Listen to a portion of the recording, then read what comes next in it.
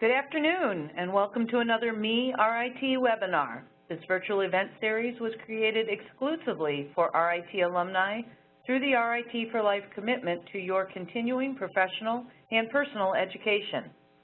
I'm Lydia Palmer, Director of Marketing and Communications here at RIT and your moderator for today's webinar. Before we start, let's take a moment to ensure that everyone is ready and familiar with the presentation tools. All participants in today's webinar have joined in mute mode and cannot be heard during the presentation. However, we absolutely encourage participation. To submit your questions at any time, please enter them in the chat box. The chat box can be opened by clicking on the chat icon at the top right of your WebEx window for PC users or at the bottom of your screen for Mac users. We will make every effort to address all your comments and questions by the end of the presentation. You are joining today's webinar using broadcast audio. If for any reason you wish to dial in by phone, please use the telephone number provided in the chat box. This webinar event is also being live captioned. Please look for the web link in the chat box. It is at this link that you can access the live captions. And while we certainly hope that you don't, you may also leave the webinar at any time by closing the WebEx window. Note that today's webinar will be recorded and made available, complete with captions, within a week following today's event. All participants will receive an email with the link to the recording. If you have any technical questions, please feel free to type those into the chat box as well, and we will do our best to get you the appropriate answers. And with that, let's get started. Today's webinar is Developing Your Financial Plan, Getting Through Retirement, Not Just to Retirement. This is the third and final installment of a series of financial planning. A recording of the first two installments is available on the RIT Alumni Association YouTube page. Our presenter is Joe Boyd, an RIT Chemistry alum from the class of 2004 and Vice President and Financial Advisor at Brighton Securities, an independently owned financial services firm serving clients in Rochester and around the country for more than 40 years. Following his time as a QA/QC chemist and project engineer, Joe has been in the financial services industry for 7 years, 6 of which have been with Brighton Securities. As a scientist by training, Joe applies a data-driven, detailed, and thoughtful approach to financial advising. He specializes in critically analyzing complex client information, researching various strategies, and making recommendations to clients that are designed to help them address their specific needs. He wants his clients to know not only what investments they have, but also why they have them. Joe is a valued volunteer at RIT and has frequented the Rochester Alumni Chapter events. He lives in Victor with his wife, Becca, and values his family time with their son, Aaron, and his daughter, Elodie. Joe, it's yours. Take it away. Thank you very much, Lydia, and thank you, everybody who was able to join us today. For anyone that's in the Rochester, Western New York area, you've probably been dealing with a lot of weather constraints. So we appreciate anybody that was able to attend today. Today, we're going to be going over the last segment, Developing Your Financial Plan. And what I tried to achieve through this presentation is try to simplify it the best that I can, because when you take everything into account, there's a lot of moving parts, and typically trying to do it on your own is going to be rather challenging, and we'll talk throughout the presentation about what other tools that there might be available, readily accessible to you. But with that, we'll start off with things that we want you to learn. One of the things is the different elements or factors to consider in putting together your plan. Also, how to build your unique plan, and I would like to stress the unique portion because similar to everybody's fingerprints and faces, your plan, your financial situation is going to be different, and therefore your plan will be different. And I've mentioned this in previous seminars, and I'll say it again, and that is that oftentimes clients will ask me, well, how do I compare against other people my age? And I have to tell them that well, overall, you're doing fine, just like everybody else, but everyone has different needs and desires and living standards and things like that. So it's really hard to compare you against somebody else because you're so different. The next thing we'll also go over is how to get started. Again, trying to simplify some things to get you started in the right direction. And then also how to assess your trajectory along the way and make sure that you're staying on track, so to speak. So let's start with the elements to consider. Fundamentally, one of the first questions that I ask is, well, when do you want to retire? And Joe, let me just jump in here Sure. and let everyone know that there is a polling question on the side. We have a couple polling questions through the webinar, and if you can please go ahead and answer those questions while Joe's continuing, that'll give him an idea of who he's talking to out there. Thanks. Yep.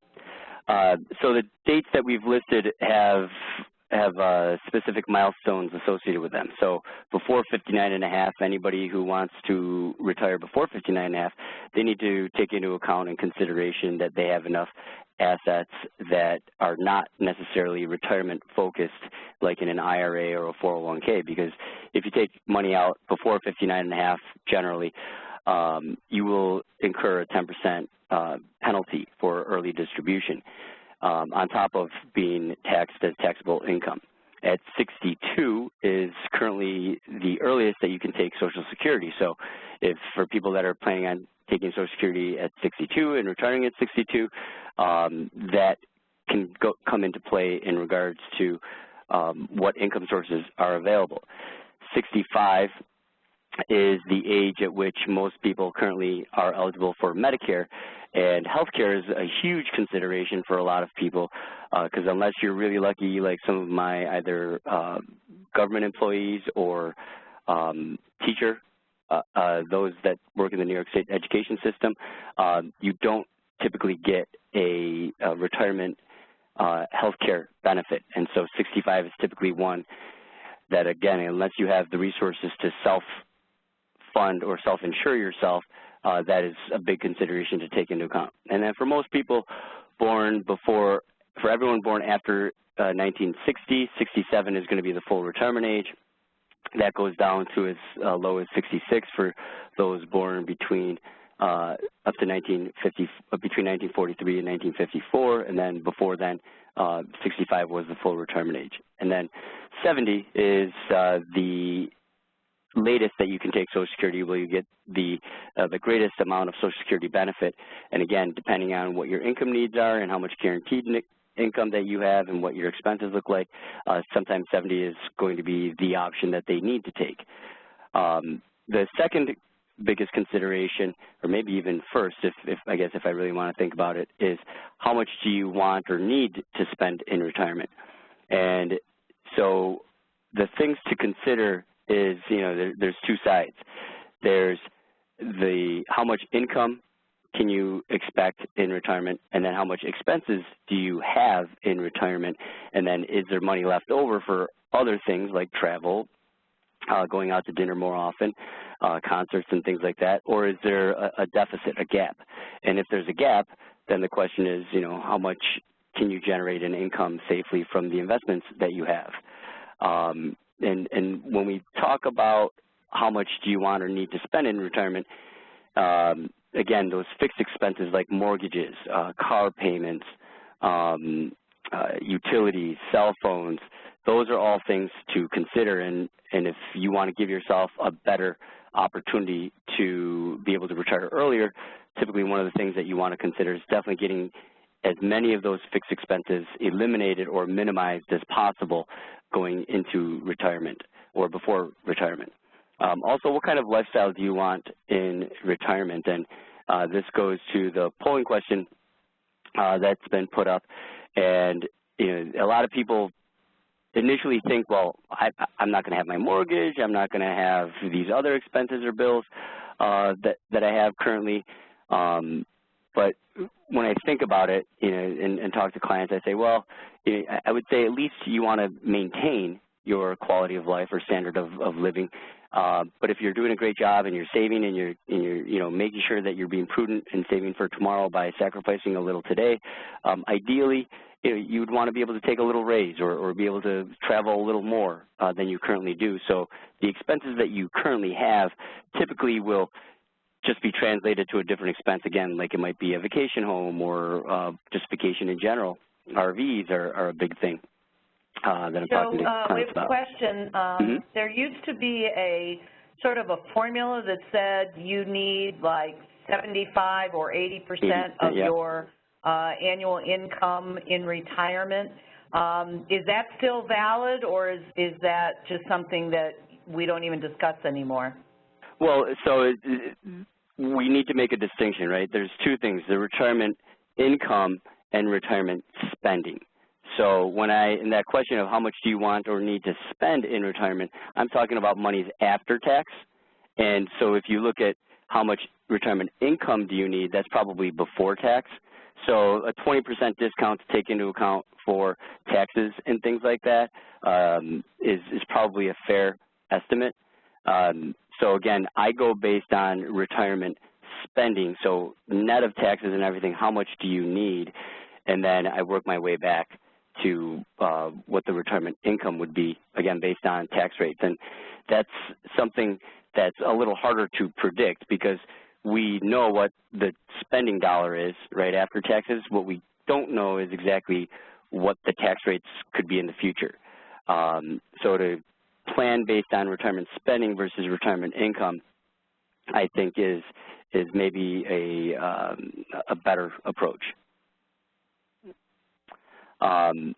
So a good place to start is how much do you spend today? And again, I go from after tax, what is your monthly income or that you see for paychecks, and what does that translate to on a monthly basis? And then from there, we say, okay, let's inflate this to account for inflation by, some people say 2% because we're in a low interest rate environment. Some people say 2.5%, and then it'll go up to 3% in like 10 years. Some people say 3%, and then some clients who want to be more conservative and thereby put a drag, so to speak, on the projections, we use as high as 3.5% inflation rate, because then what we're doing is hoping that we have less inflation and therefore they'll have more assets saved up to be able to account for less retirement spending than what we were currently projecting. The next consideration, the element to consider, is how much can you save each year? Everybody has a certain capacity. Everybody has different lifestyles, and really when I talk to a lot of clients in the beginning, and we start off with the budgeting conversation, a lot of times people say, well, I can't save anymore, I'm not living high on the hog, I'm not spending, like crazy. I feel like I'm just getting by, paying for different regular bills that I have and things like that. But then when we really dig down to individual spending items, you find out that if you don't keep track of what you're spending, whether it be through some sort of a budget app or something like that, or even Excel, like my engineer clients like to do, you bleed a lot of expenses and cash. So by looking and evaluating on what you're currently spending on a line item by line item level, typically we can find a lot of savings. And even if we can't, then there's things that I talk to clients about in regards to try and minimize expenses, whether it be calling your local cable company, Time Warner Spectrum in our area, or Comcast in other areas, and negotiating a lower monthly bill, or replacing that with, lower cost alternatives, whether it be like Hulu or Netflix or Amazon video and things like that. And so you're accomplishing typically the same thing, where you have the entertainment that you want, maybe not in real time, but you're able to reduce your expenses, and then with that savings, we're able to continue take that savings and put it towards saving for retirement. And it looks like, based on the results, a lot of you, I'm sorry, I was looking at the previous, the poll. A lot of you are good, planning on having about the same to spend in retirement. Other elements to consider, income sources. What guaranteed income sources will you have in retirement?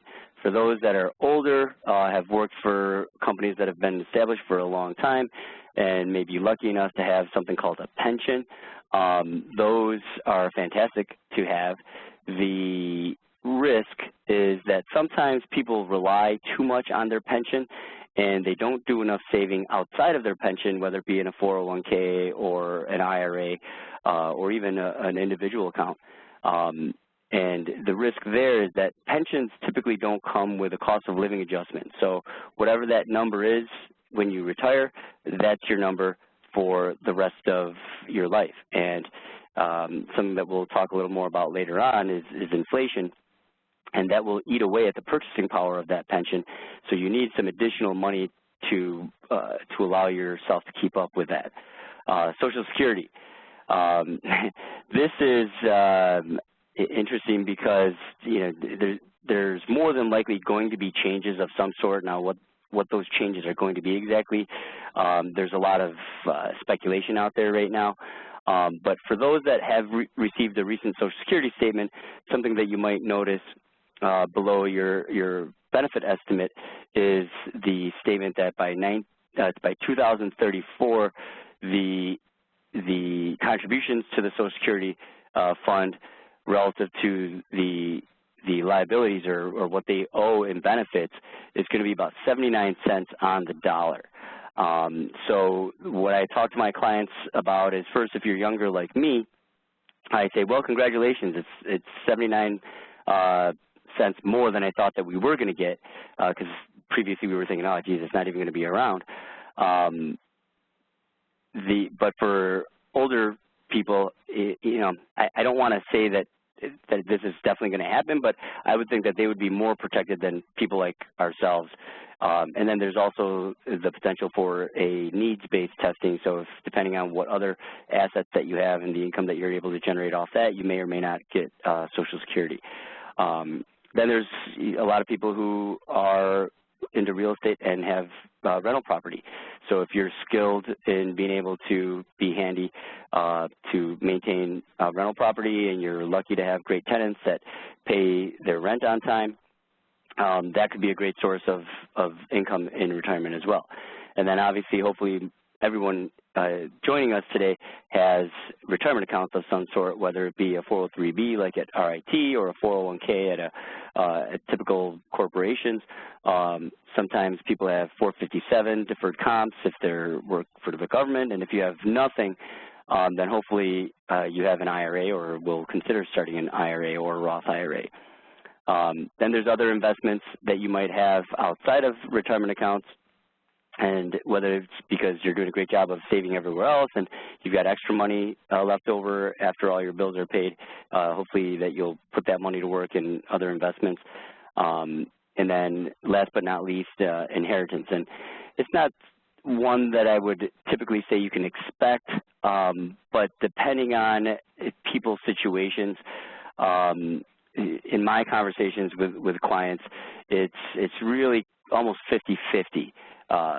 Half the clients say, I'd like to be able to leave something for the children because my parents weren't able to do anything for me, and then the other half say, nope, we're spending whatever we can, and if there's anything left over, then they will get that.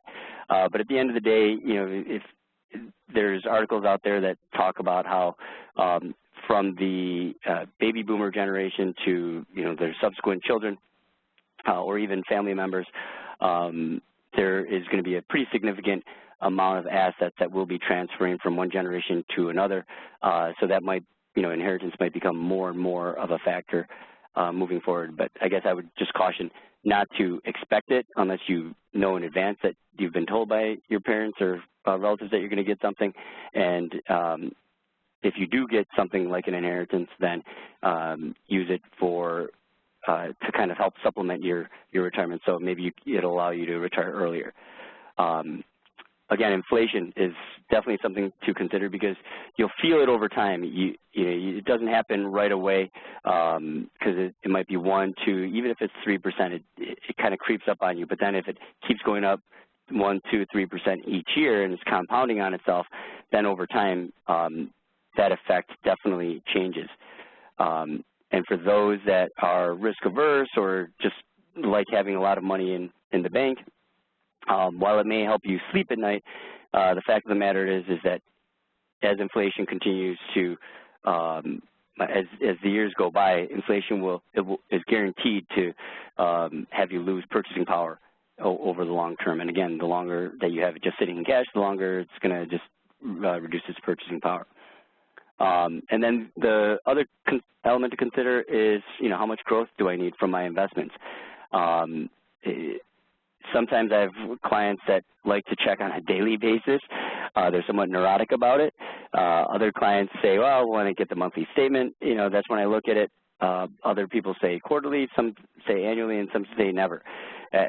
This answer I would say is going to be dependent on how close you are to retirement. If you're younger, in the earlier or even mid part of your accumulation phase, saving for retirement, and you're younger, then checking it maybe annually to quarterly is probably advised. If you are getting within 10 years, then maybe you want to at least do quarterly, if not monthly. And then I don't know if you ever want to do daily, unless you can, unless it won't bother you physically. But obviously, the closer you get to retirement, and once you're in retirement, the earlier parts of retirement, you're going to want to keep track of it more regularly, and I'll talk a little more about that as we go into other slides. Other things to consider is, what other short-term or intermediate-term financial goals do you have?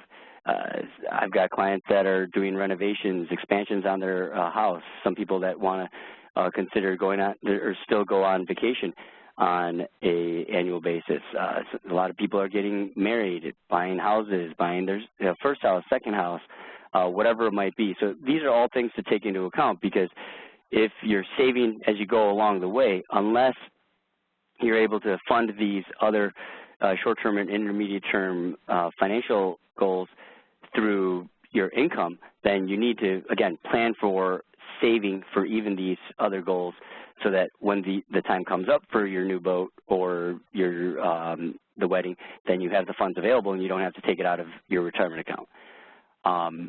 Cost of health care, again, we talked a little about that. The options before age 65 are typically very limited and more expensive, unless you have something, again, from your employer. And then options after 65, everybody currently will have access to Medicare. And Medicare is a great benefit for those that are in retirement, because they typically get really good coverage for a much more reasonable cost than they would on their own in the private marketplace. And then one of the other things to consider is, what are your priorities? Everybody is different in how they view this. Some people who have had experiences of losing close friends or family earlier on in life, they typically are the ones that take the approach of, hey, tomorrow is not guaranteed, so I'm going to live for today. Those that have had longevity on their side are typically the ones that live a little more frugally for today, and wanting to have a more higher standard of living for the future. And really what a plan allows you to do is try and come up with some sort of a balance that works for you. The other priority of what's more important to you, is it retiring earlier or spending less? Because if you retire later, then typically it gives you, well, it'll definitely give you more time for your investments to compound and grow. And if you retire earlier, you have less time. So the amount of income that you can generate on a smaller dollar amount obviously is less than a bigger dollar amount, even if you use the same percentage. And we all know that compounding is the most beneficial in the much later years than it is in the earlier years. So even a difference of 1, 2, 3 years can have a big effect, because, again, the earlier you start taking money out of your retirement accounts to fund retirement, then that's when the investments have time to really grow and compound more for you. Another big discussion item that a lot of clients sometimes don't agree fully on is education funding. What I've found is that sometimes one spouse will have their education fully paid for by their parents, and so they feel, oh, this is something that I want to do for my children if they have children. The other one has self-funded their education, and so they say, oh, well, my kids can do the same. So again, just getting on the same page as to what the goal is for education funding, if that is a goal, and then, you know, what is that priority? And oddly enough, a lot of clients feel that education is so important, even with the cost that there is, that they are willing to fully fund their children's education and therefore are willing to work longer and or spend less, have less to spend in retirement if they have a certain retirement age that they want to retire by. But again, understanding that that priority of where does it fall will help you in the planning process.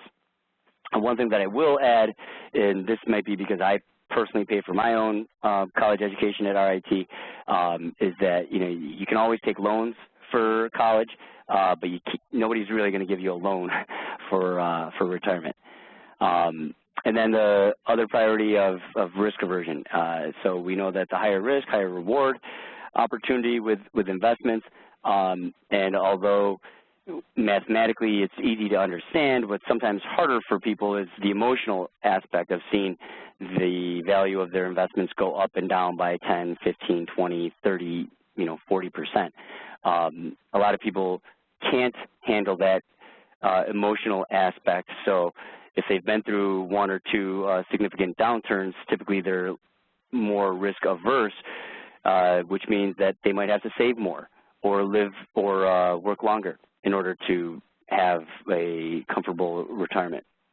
And some people who have not saved enough not only have to work longer, maybe live on a little less, but they have no choice but to take on more risk based on, again, where they stand and how much retirement assets that they have.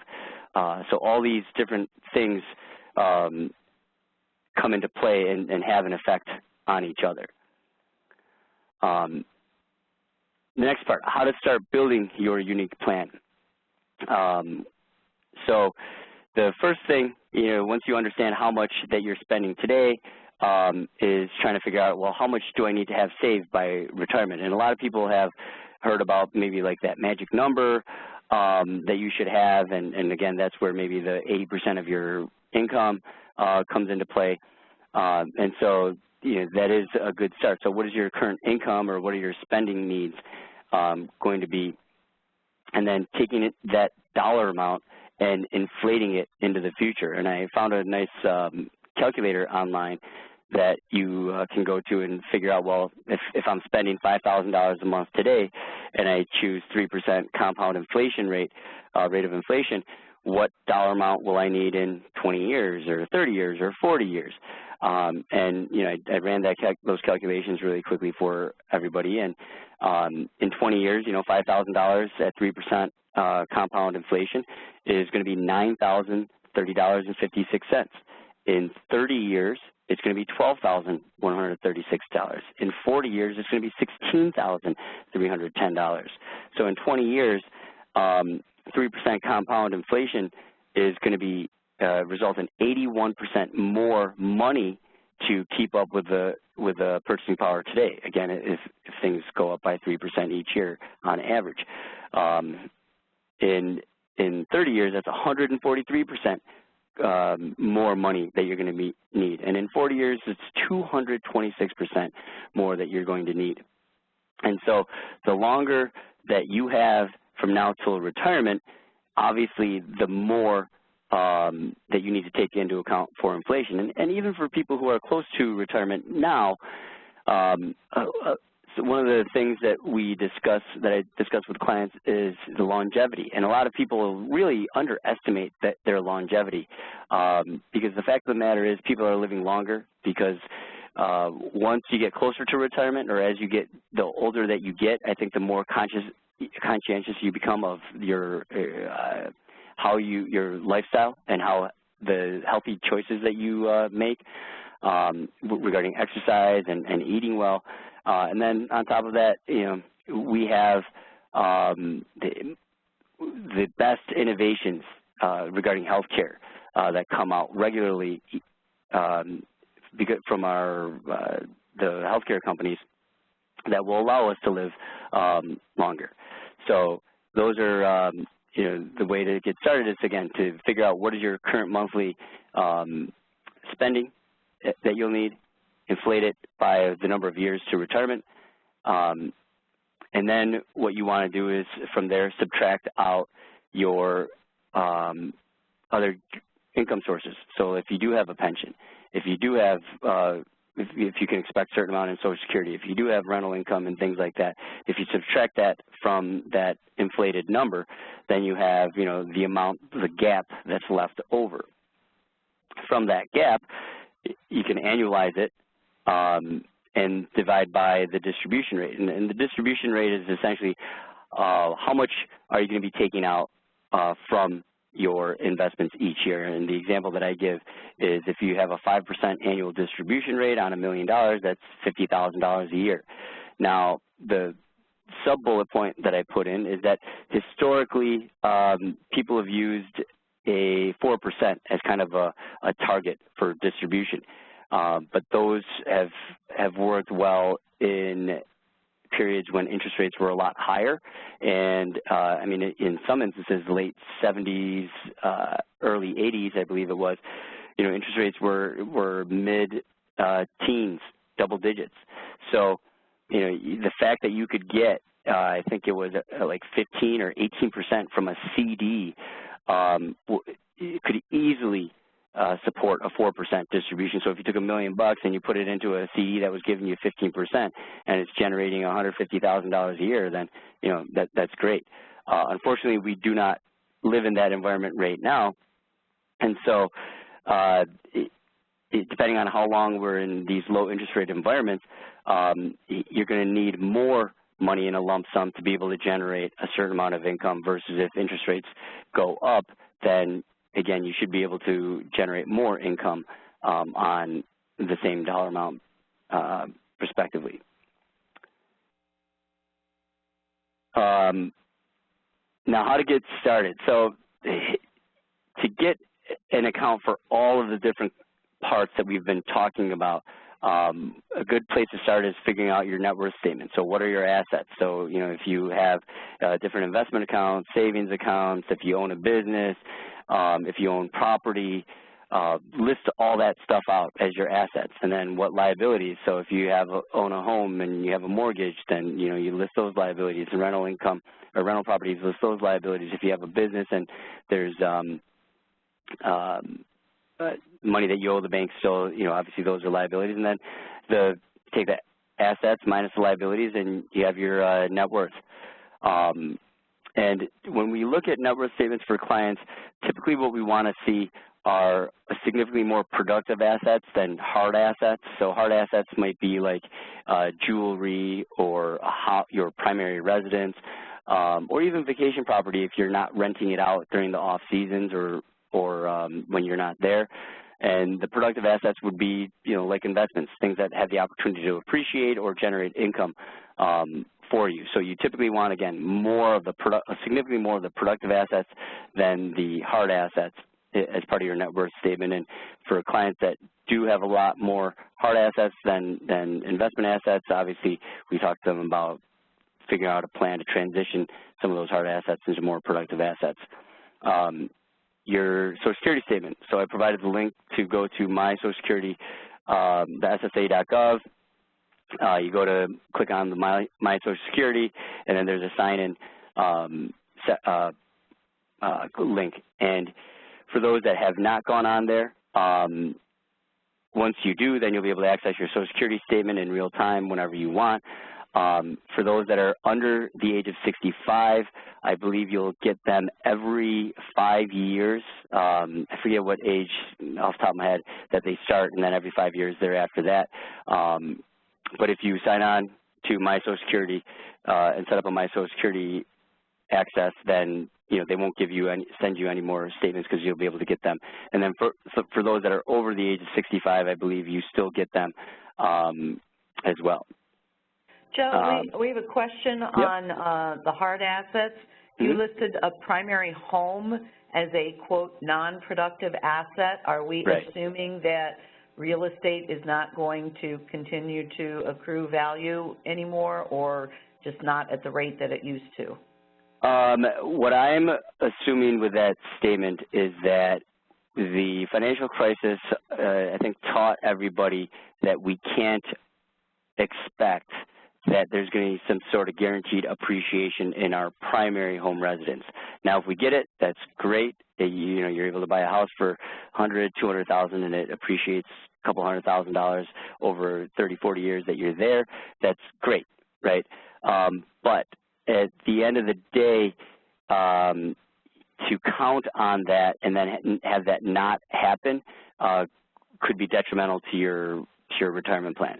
So while your primary residence is an asset and it has the opportunity to appreciate, I set the expectation with my clients that we are not assuming that this is going to grow at a certain rate and that you're going to be able to sell it for a certain amount of profit at some point in the future. And if you can, then that's, again, a bonus.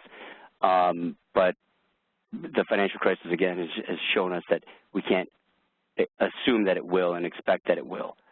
So that's why I say it's not a productive asset, because it's not. Also, it doesn't generate income for you in retirement as well. I mean, it's your house. It's what you live in.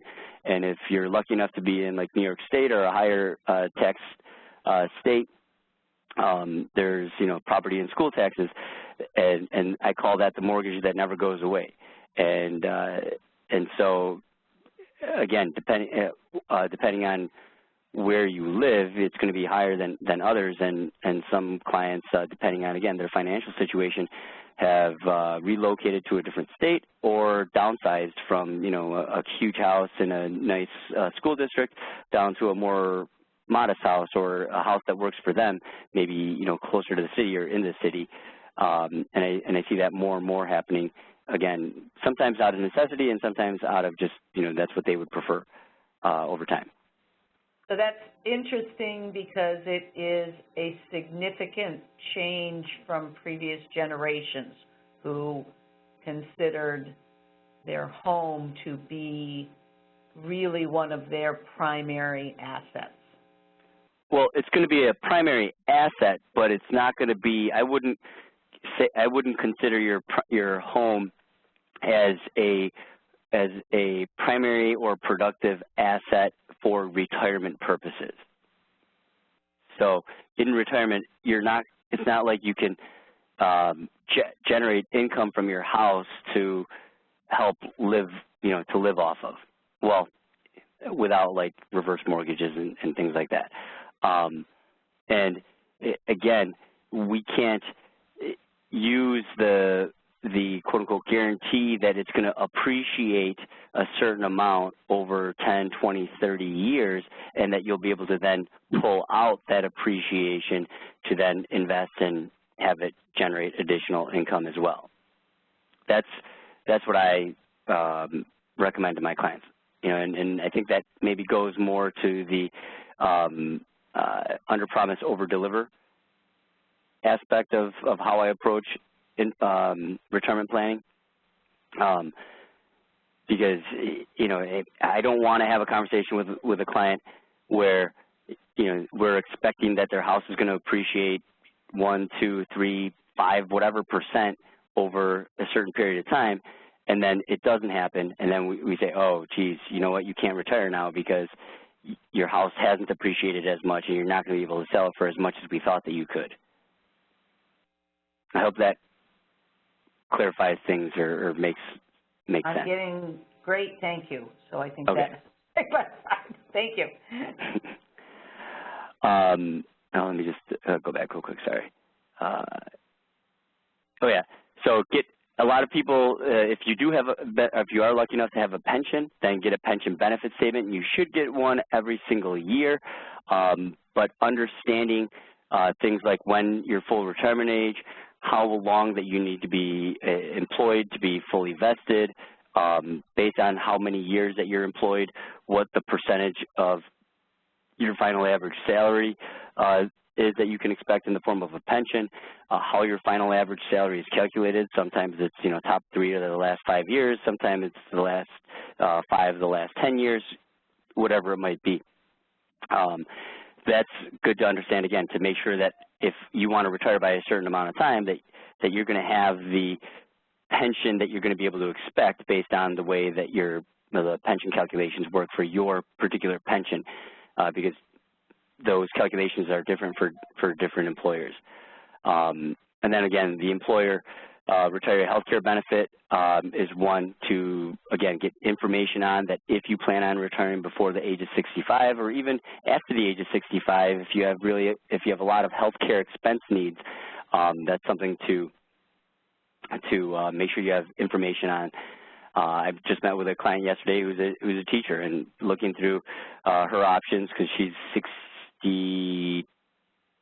59, she will be 60 in May. And looking through that over the next 5 years, we looked at what her options are as a retiree, and it's like, oh, okay, well, this is the way we'll go. And I showed her, the worst case scenario, this is how much you're going to have out of pocket for a catastrophic health care year versus this other one, and so you're saving this much amount.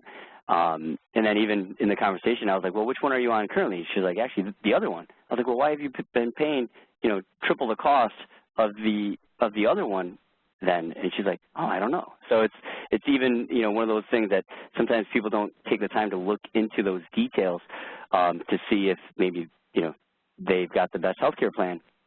And because if you can maintain a high level of care for a lower cost, then there's probably savings there, and with that savings, again, you can redirect that towards some sort of retirement savings as well. Okay, Joe, we have one more question here. You mentioned reverse mortgages when addressing productive assets. Can you briefly help us understand what these are, and are there circumstances where these can be financially beneficial? Well, so I don't talk to a lot of clients about reverse mortgages because typically they're lucky enough where they don't have to look into them. But from what I've looked into on reverse mortgages, because I think some of us have seen those commercials on TV, it's where you essentially get income from the bank on your house. And so if you own your house free and clear, you essentially, the bank kind of takes a mortgage from you, so to speak, and they make you those monthly payments on your house over a period of time, and then they will own the house essentially upon your passing. But again, hopefully a lot of the people on this call won't need to look into something like that to generate income. But I didn't want to, I guess, say that it's not going to be productive in retirement and then have, I guess, somebody later on be like, oh, but what about reverse mortgages, things like that. So I guess for reverse mortgages, know that they exist, that they could help you out if you need it, but don't set up your retirement plan under the assumption that you're going to use a reverse mortgage in the future. I hope that helps.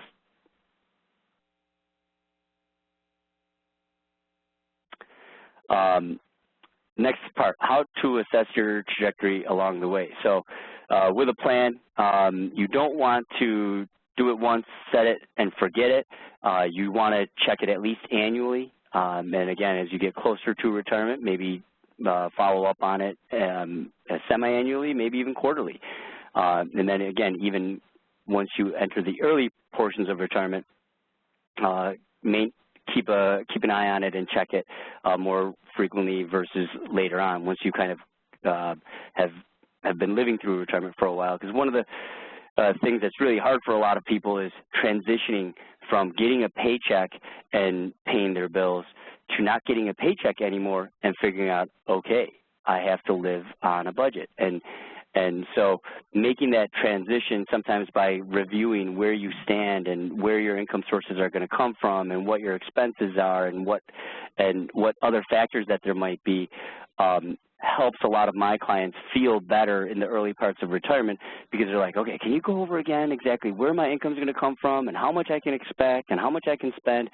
And so doing that in the early parts of retirement definitely helps. And so if we kind of go back to that lump sum dollar amount and we try and use that as our target number, so if we go through the calculations again to see where you are in your assets and on the way to getting to that target number, if during that calculation you find that you're above that target number by by a considerable amount, maybe 5%, for a greater than 1 year time period, or maybe even a couple of years, then through rerunning those calculations, you might be able to make the decision of retiring earlier, or spending more in retirement, or retiring at the same time and having more to be able to spend in retirement, because you'll have a bigger dollar amount that you can generate more from that same 3, 4, 5% distribution that you expect to take out. Maybe you can keep the retirement spending and retiring age the same and just save less.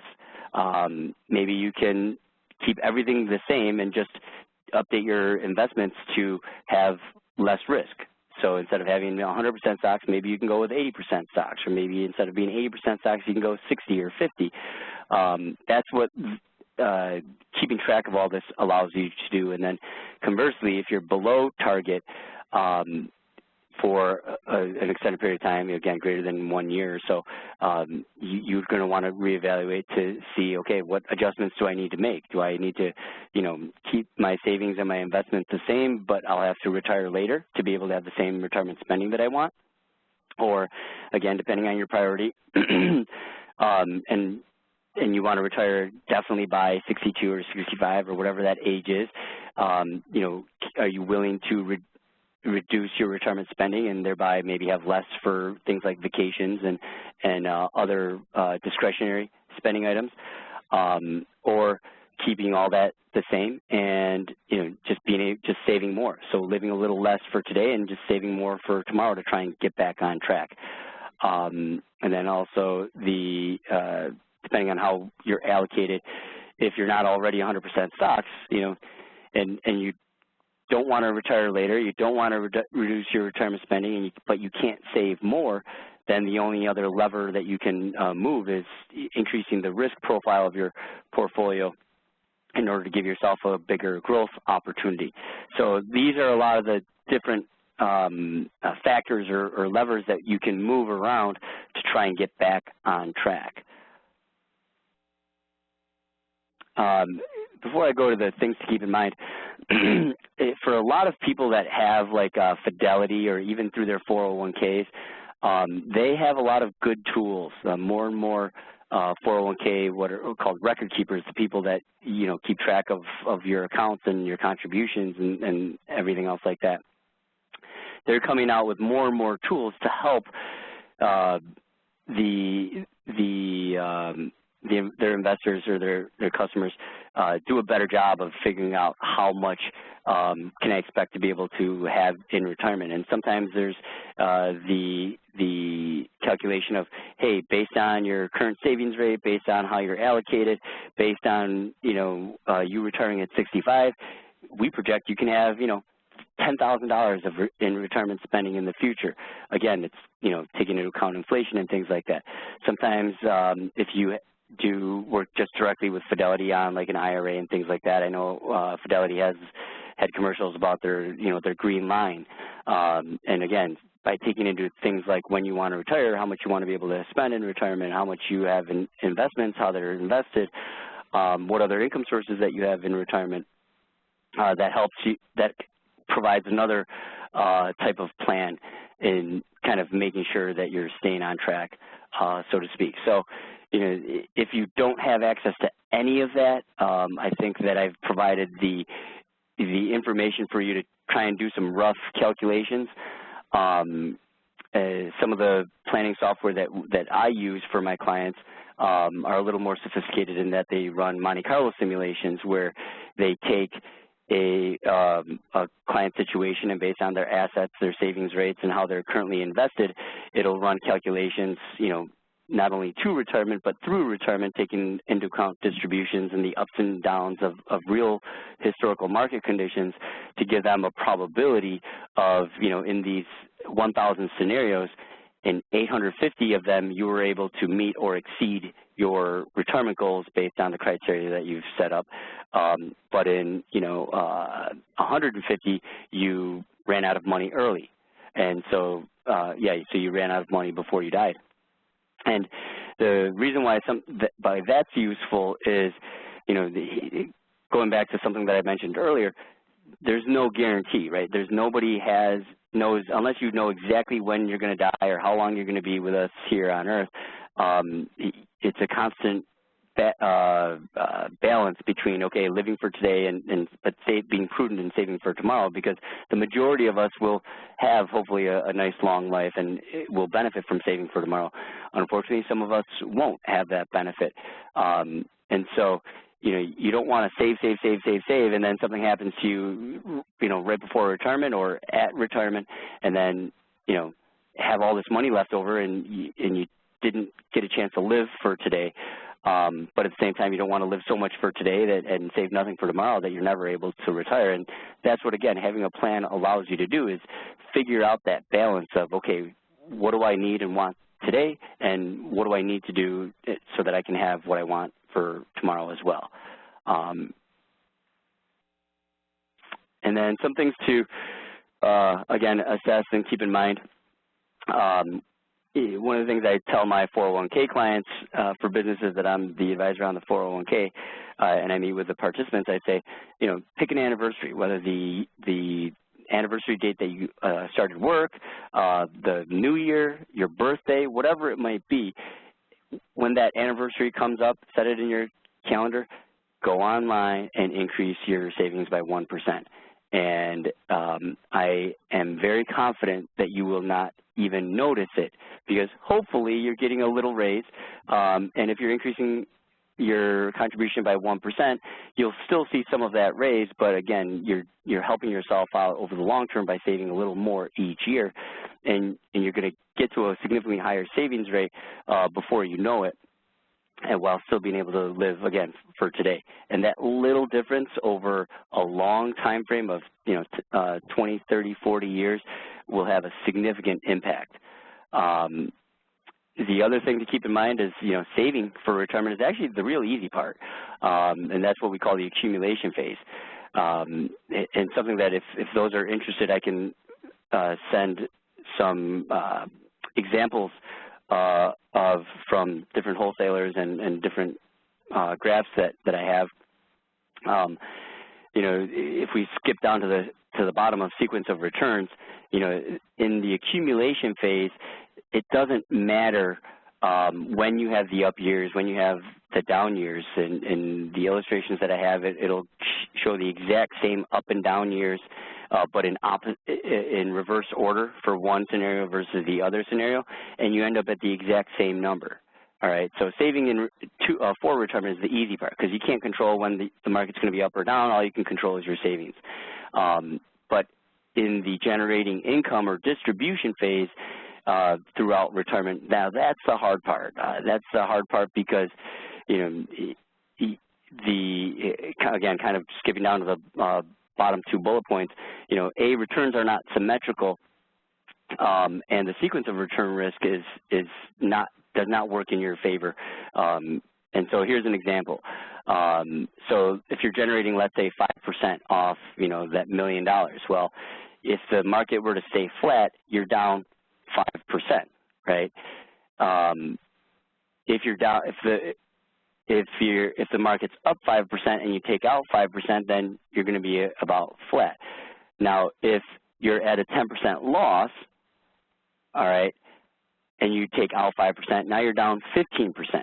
And if we go from $1 million to $850,000, to get back to $1 million, you need from $850,000, you need 17.6% growth to get back to even, not the 15% that you lost.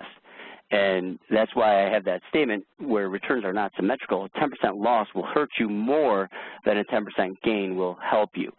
And if for those that are more mathematically inclined or interested, if you look at investments, whether it be a mutual fund, that have done really well over the long term and that have outperformed, you know, whether it be peers or their respective index, what you find is the reason why they've outperformed is because they've had smaller losses in the years that there were losses. So if you have a smaller loss, you're starting from a higher point, and so you don't need as high of a percentage growth to stay ahead. So when you're in the distribution phase, that's typically when a lot of people come to the realization, I don't know how to do this. And if they try to do it on their own and they don't understand the sequence of return risk and the fact that, again, returns are not symmetrical, they incur, you know, even a 10 or 15% drop in their portfolio, and, you know, from a 20% drop between distribution and the drop in the market, and you're looking at a 25% growth that you need just to get back to even. And so in those situations, it's a lot harder to help those people because they've already incurred the loss, and then they look for professional help. And again, going to the sequence of return risk, because in the earlier parts of retirement or even right before retirement, that's why, you know, it's recommended to kind of keep an eye on it and maybe become a little more conservative because you don't want that big drop. If you have bigger drops earlier on in retirement and you're just unlucky and you experience those drops earlier on in retirement, again, the growth that you need to get back to even is significantly greater, and so your chances of running out of money in retirement are a lot greater than if you have even modest growth in the early parts of retirement, but then you have big drops later on in retirement because, again, you're starting from a higher point. And so that sequence of return risk is very, very important for those that are close to retirement and in retirement to be aware of and protect themselves from as they go through retirement. Sorry, I talked a lot. I think I went over than what I was originally allocated, but you know what I would say is hopefully I've given everybody enough basic information and tools to go out and start their own plan. If you have any follow-up questions or need clarification, feel free to reach out to me. Thanks so much, Joe. Actually, you did not go over. You're spot on time. Oh. And I know you've said before that just creating the plan is a big step for most people, and that's important. Mm-hmm. So I want to remind, again, all of our attendees that Joe's 2 previous webinars from this past August, late summer, early fall, are on the RIT Alumni Association YouTube page. So please feel free to go back and view those for some more information and suggestions on how to plan for retirement and manage your household budget. This is all the time that we have right now. Additional questions can be emailed to RIT alumni at rit.edu or tweeted to @RIT_alumni with the hashtag #MeRITWebinars, and we will direct your questions to Joe. Note that everyone will receive an email from us in the next few days with a link to today's webinar recording. Many thanks again to Joe for being our distinguished speaker, and thank you all for being our listeners today and joining us for today's webinar. Our next webinar is scheduled for next Wednesday, March 22nd, and will feature Dale Davis, alumnus from the class of '96, and Executive IP Counsel for GE's Power and Water Division. Dale will present how and when to protect your ideas, an overview of patents, trademarks, copyrights, and trade secrets, and a discussion on what you should do before presenting to the public or submitting a paper. This webinar registration is live right now at rit.edu alumni events, or you can look for your emailed invitation to this webinar in the coming days. Thanks again to all for joining us. Please exit the webinar by simply closing your WebEx window, and please do let us know what you thought of this webinar through a brief survey, which will pop up when you exit. Thank you, everyone, and have a great day. Thank you.